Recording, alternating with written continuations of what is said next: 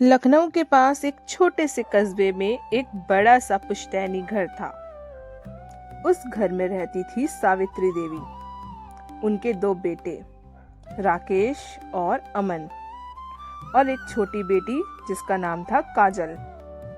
राकेश की शादी हुई थी एक सीधी सादी संस्कारी लड़की जिसका नाम था पूजा से। पूजा पढ़ी लिखी थी, शांत स्वभाव की और सबका सम्मान करने वाली।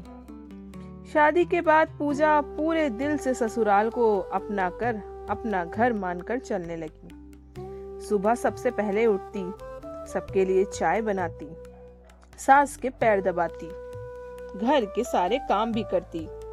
लेकिन घर में एक ऐसी शख्सियत थी जिसे पूजा की अच्छाई जरा भी पसंद नहीं थी, और वो थी उसकी ननद काजल।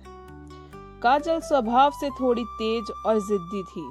उसे लगता था कि पूजा के आने से घर में उसकी इम्पोर्टेंस कम हो गई है। कुछ महीनों बाद घर में खुशखबरी आई, पूजा माँ बनने वाली थी। सास ससुर बहुत खुश हुए। राकेश तो खुशी से फूला नहीं समा रहा था, लेकिन काजल के चेहरे पर खुशी नहीं थी। उसे लगा अब तो पूरा घर पूजा की और भी इज्जत करेगा। धीरे धीरे काजल का व्यवहार बदलने लगा।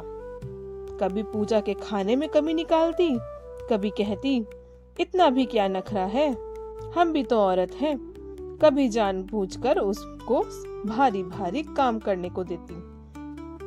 पूजा बेचारी सब सहती रही, क्योंकि वो अपने बच्चे के लिए तनाव नहीं चाहती थी। जैसे जैसे महीने बढ़ते गए, पूजा को कमजोरी होने लगी।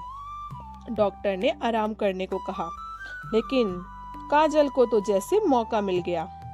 एक दिन उसने जानबूझकर सीढ़ियों पर पानी गिरा दिया और पूजा से बोली, जाकर ऊपर से मेरा बैग ले आओ।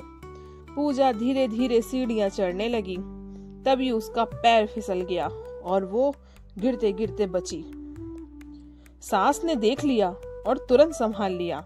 डॉक्टर ने सख्त हिदायत दे दी, अब इन्हें पूरा बेड रेस्ट चाहिए।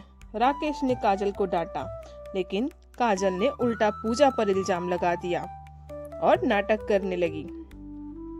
पूजा की आंखों में आंसू बहने लगे। उसे समझ नहीं आ रहा था कि आखिर उसने ऐसा किया है जो काजल उसके पीछे हाथ धो के पड़ गई है। एक दिन राकेश ऑफिस से जल्दी घर आ गया। उसने देखा काजल पूजा से कह रही थी, देख लेना, अगर तुझे बेटा हुआ तो भी मैं चैन से नहीं बैठूंगी। राकेश ने सब सुन लिया। उस रात घर में बहुत बड़ा हंगामा हुआ। सास ने पहली बार काजल को सख्ती से समझाया, बहू इस घर की इज्जत है और उसका बच्चा हमारा भविष्य। काजल गुस्से में अपने कमरे में चली गई। 8वां महीना चल रहा था। एक रात पूजा को बहुत तेज दर्द हुआ। सब उसे अस्पताल ले गए। काजल भी साथ गई, लेकिन उसके चेहरे पर चिंता कम और बेचैनी ज्यादा थी। ऑपरेशन थिएटर के बाहर सब भगवान से प्रार्थना कर रहे थे। कुछ देर बाद डॉक्टर बाहर आए। माँ और बच्चा दोनों सुरक्षित हैं। बेटा हुआ है, डॉक्टर ने कहा। घर में खुशी की लहर दौड़ पड़ी। लेकिन तभी डॉक्टर ने कहा, माँ को बहुत तनाव दिया गया है, आगे से ध्यान रखिए। राकेश की नजर काजल पे गई।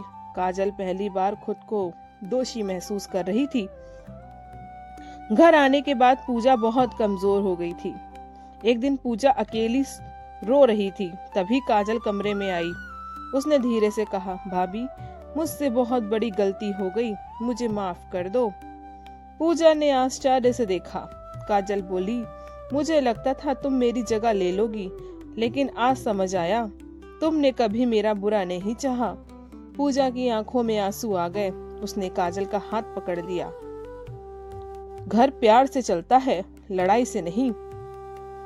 धीरे धीरे काजल बदल गई। वो पूजा का ख्याल रखने लगी, बच्चे को गोद में लेकर खेलती। घर में फिर से हंसी लौट आई। एक दिन काजल की शादी तय हो गई। विदाई के समय उसने पूजा से कहा, तुमने मुझे बहन का असली मतलब सिखा दिया। पूजा मुस्कुरा दी। इस कहानी से हमें सीख मिलती है, जलन रिश्तों को तोड़ती है, माफी और प्यार रिश्तों को जोड़ते हैं। गर्भवती महिला को हमेशा शांति और सहारा देना चाहिए, उसे परेशान नहीं करना चाहिए। अगर आपको स्टोरी अच्छी लगी तो वीडियो को लाइक कीजिए और चैनल को सब्सक्राइब कीजिए।